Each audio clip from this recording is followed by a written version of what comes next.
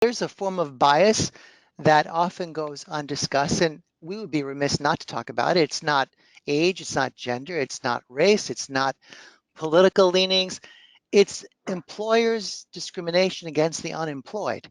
And we haven't really encapsulated that in our planned conversation, but it was chatted in. It's been on my mind, and I wonder if I could ask you, how do we fix that? If I'm out of a job and looking for a job, and I perceive that I'm discriminated against simply because I have no job and want one, what do you say to that candidate? There was a study done a couple of years ago by Northeastern University that actually documented the discrimination against the unemployed.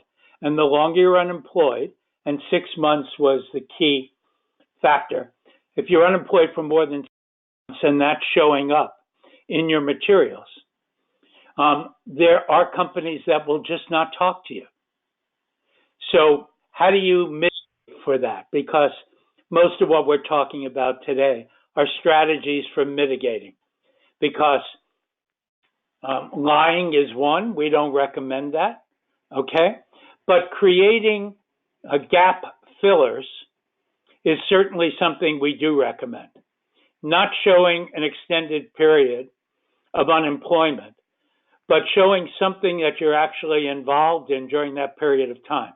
So what are the things that we recommend?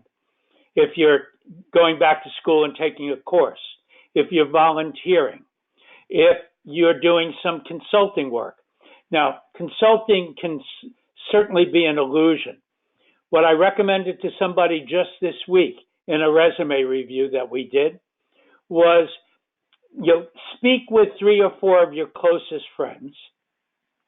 Ask them if you can do some work for them in exchange, and you won't charge them, in exchange for being able to list them as clients under this newly formed consulting firm that you're now running.